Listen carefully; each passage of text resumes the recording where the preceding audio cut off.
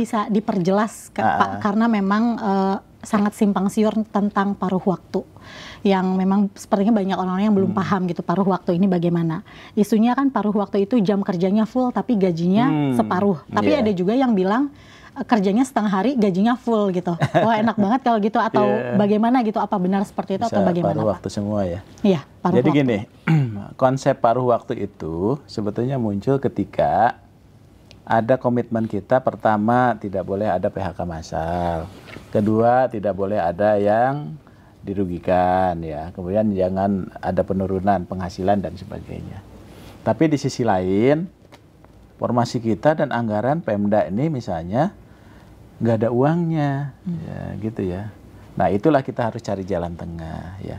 Kita ini bisa saja mencari istilah yang lain.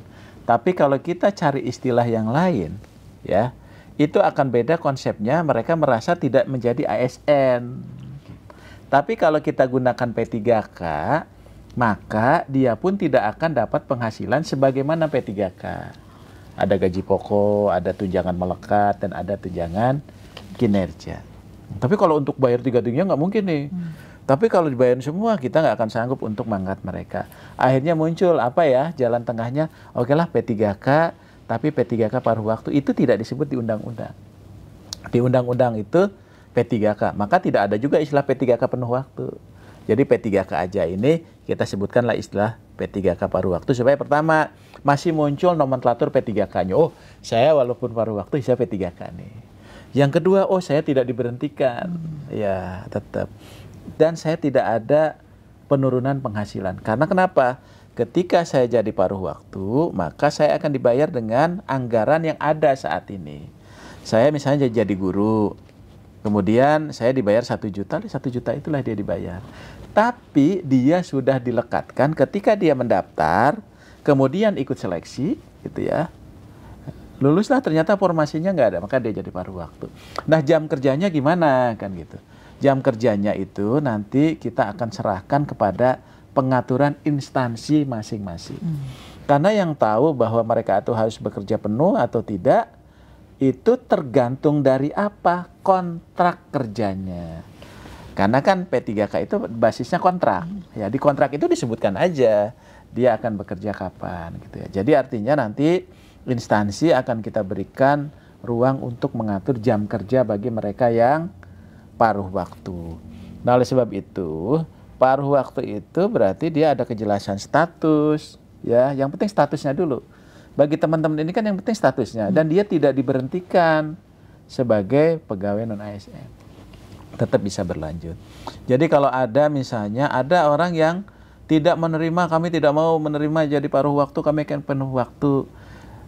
Kalau menurut saya kita kurang bijak untuk seperti itu. Karena kenapa? Ini pemerintah ini sudah memikirkan ya, Menpan RB atas nama pemerintah termasuk BKN memikirkan itu supaya nggak berhenti, tapi di tengah-tengah keterbatasan anggaran ya dan sebagainya, ini bisa ada kebijakan kita seperti ini.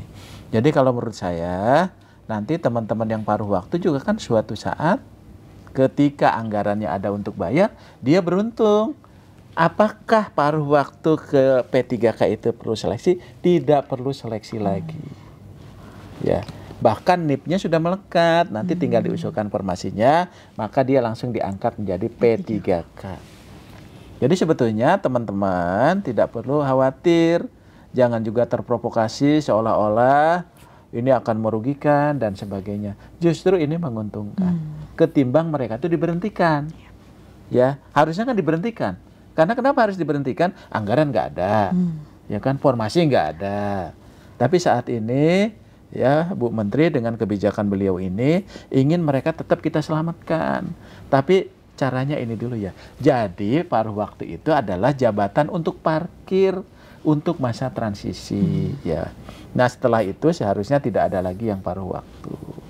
Tapi kalau instansi itu punya ketersediaan anggaran untuk belanja pegawainya mencukupi, ya boleh langsung juga semua boleh. Kan kita juga tidak bisa memaksa kementerian, lembaga, dan Pemda yang nggak punya uang gitu harus bayar. Ya, karena nanti pelayanan publiknya terganggu. Nah itu jadi nggak perlu khawatir gitu untuk itu. Jadi pekerjaan, waktu, nanti diatur oleh Pemda masing-masing. Misal guru kan jam mengajarnya juga sudah jelas, silahkan diatur, ya, silahkan diatur. Dan boleh nggak misalnya dia akan dapat fasilitas lain, ya boleh saja. Ya, mereka juga ikut boleh rapat, mereka dapat apa dan sebagainya kan boleh-boleh aja, gitu. Jadi artinya teman-teman, paruh waktu itu adalah memang kebijakan yang memang untuk mengakomodasi, ya. Ketimbang kita tidak bisa mengakomodasi itu, ya tentunya ini dampaknya juga akan kemana-mana, ya. Tapi kalau dengan paruh waktu itu kita bisa paling kurang mengakomodasi teman-teman yang tidak ada formasi dan anggarannya, tapi mereka punya status hukum yang jelas, gitu ya.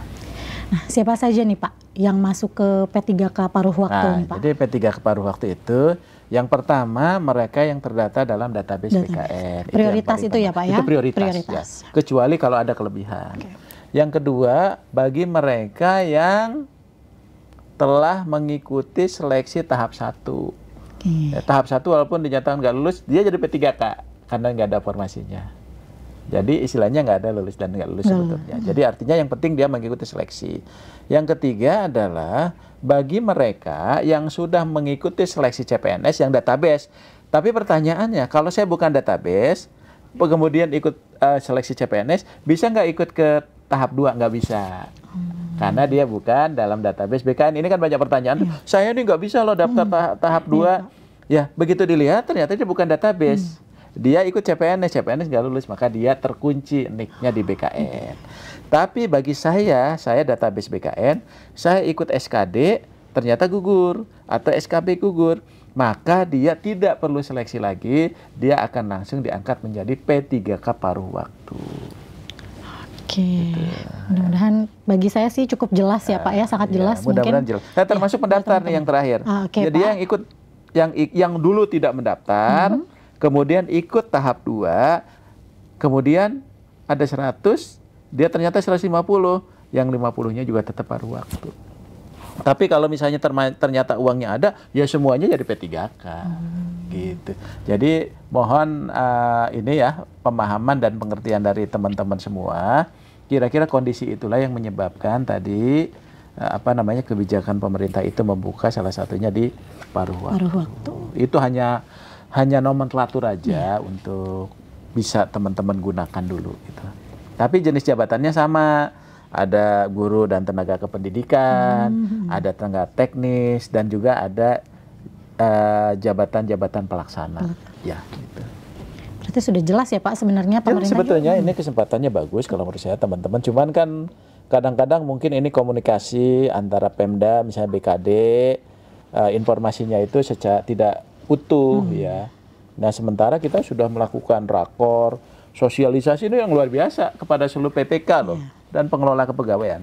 Gitu. Seharusnya bisa tersampaikan dengan baik ya Pak. Harusnya begitu. Ya mudah-mudahan lah, mudah-mudahan ini sampai 20 Januari 2025 ini teman-teman yang 1,6 itu bisa terangkut semua. Oke, ini ada pertanyaannya gini Pak. Dia sudah bekerja nih selama 2 tahun tetapi dia tidak terdata dalam database.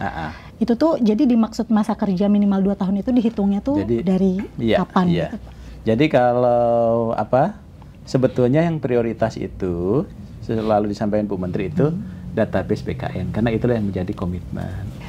Tapi juga misalnya kalau ada yang memenuhi syarat ya boleh juga tapi tidak prioritas. Jadi artinya 2 tahunnya dihitung mana ya? Dihitung kalau kembali ke Permen 6 2024 itu ketika saat mendaftar kan gitu ya Pak, saat mendaftar. Tapi ini sebetulnya saya melihat Pak Waka ya yang dominan itu ya memang teman-teman database BKN gitu ya. Jadi mungkin tidak terlalu banyak gitu ya. Dan itu juga tidak melebihi data yang ada dalam database BKN. Betul. Bahkan masih kurang ya Pak, masih di bawah ya data Pak Waka tadi. Masih di bawah itu. Jadi artinya ya memang dihitungnya kalau kita kembali ke Permen 6 itu pengalaman itu sampai dengan pada saat dia mendaftar. Dan harus dilakukan secara aktif dan terus-menerus. Tapi yang lebih penting saya ingin sampaikan Pak Yomo tadi, Pak Waka tadi bahwa pertama hati-hati dengan modus-modus penipuan dalam bentuk apapun juga. Jadi jangan pernah percaya nanti mengatasnamakan, kan ini banyak juga mengatasnamakan Kemenpan, BKN ya. Terus yang kedua yang penting adalah kita kan sudah melewati masa pendaftaran. Ya, jadi tolong Panselda ya itu juga betul-betul bijak ketika melakukan seleksi administrasi. Karena ini kan komitmen kita. Jadi jangan sampai ada salah dikit nanti di TMS kan gitu. Jadi nggak ada istilah itu. Karena prinsipnya dia mendaftar, dia ikut seleksi, mohon teman-teman di Pemda ini jaga dan bantuin ya teman-teman. Karena mereka sudah punya komitmen, apalagi sudah bekerja ya Pak ya.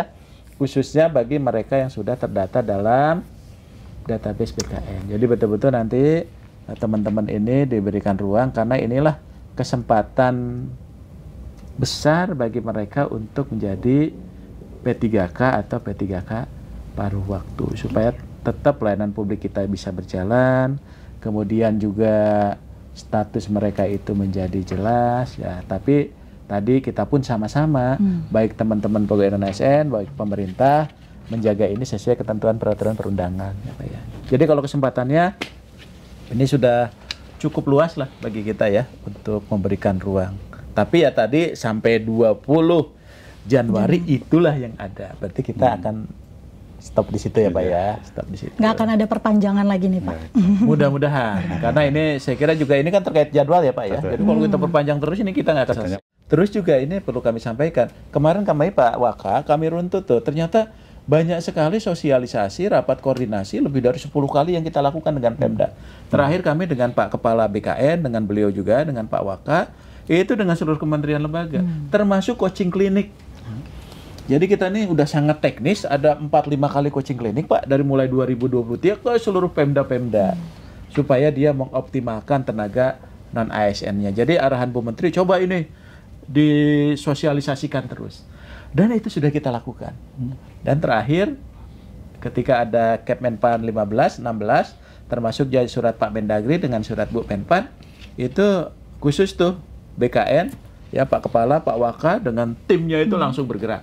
Termasuk juga Bu Menteri menyapa juga teman-teman dari Pemda itu supaya memotivasi, ayo lakukan apa namanya tata kelola ini dengan baik dan memberikan kesempatan yang seluas-luasnya. Gitu.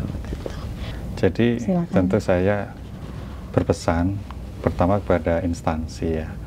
Mohon kami pemerintah pusat dalam hal ini Kementerian PAN-RB, Kementerian Dalam Negeri, BKN didukung upaya atau niat baik kita untuk mengakomodir mereka yang memenuhi syarat untuk bisa diangkat menjadi P3K maupun PNS ya. Karena luar biasa seleksi tahun 2024 dan 2025 ini hampir tidak berhenti. Tapi ini karena memang diniatkan dengan baik supaya kesempatan yang sama bagi warga negara itu tetap kita junjung tinggi untuk bisa menjadi aparatur sipil negara. Maka laksanakanlah ketentuan-ketentuan sebagaimana diatur di dalam regulasi.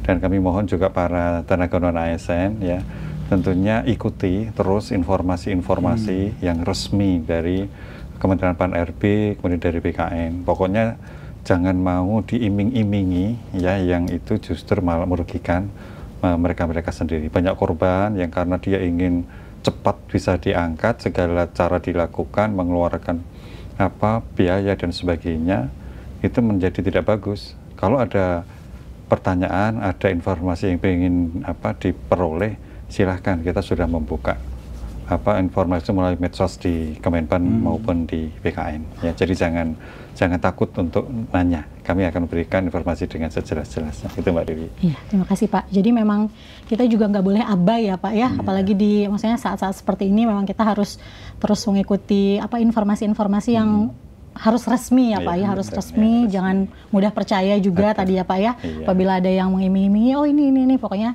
pantau terus situs-situs resminya Kemenpan RB dan BKN ya Pak ya.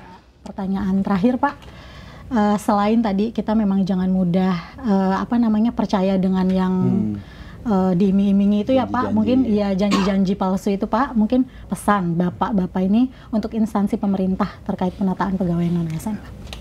Mungkin Pak Yono dulu, silakan Pak. Terima kasih Mbak Dewi. Jadi sekali lagi saya ingatkan kepada teman-teman di instansi pemerintah maupun pusat, terutama BPK ya, kita membangun komitmen bersama dalam satu framework yang sama. Mari kita selesaikan penataan tenaga non-ASN ini secepat-cepatnya, sebaik-baiknya, ya seobjektif-objektifnya, sehingga kesempatan mereka untuk menjadi aparatur sipil negara itu segera terwujud. Ini menjadi tanggung jawab moral kita bersama. Itu Mbak Dwi. Mungkin dari Pak Arya sekarang? Ya, jadi mungkin prinsip dasarnya bahwa yuk kita jalankan mandat undang-undang. Ya, undang-undang itu memandatkan bahwa kita selesaikan. Basis dari penyelesaian itu adalah database BKN. Supaya kita ada landasan pedoman untuk melakukan itu. Dan kita tidak melebihi dari 1,7.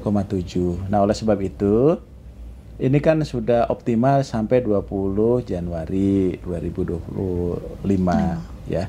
Jadi harapannya tadi kerjasama lah dari Pemda ya, dari kementerian, lembaga dan pemerintah daerah untuk sama-sama mengawal karena ini kerja bersama ya. Jadi walaupun tadi ada problemnya teman-teman di daerah, tapi kan kami juga dengan BKN ikut gabung di situ untuk menyelesaikan. Tapi ini untuk yang terakhir ya Pak ya. Jadi setelah ini mungkin jangan ada lagi. Dan yang terakhir bagi teman-teman pegawai non-ASN, yuk ikuti aja prosedur saat ini. Jadi nggak perlu khawatir. Yang penting teman-teman mendaftar, ya, mendaftar, kemudian ikut seleksi. Makanya tadi mudah-mudahan seleksi administrasinya juga ya dilancarkan lah semuanya. Yuk kita dukung teman-teman pegawai non-ASN yang sudah mendaftar itu.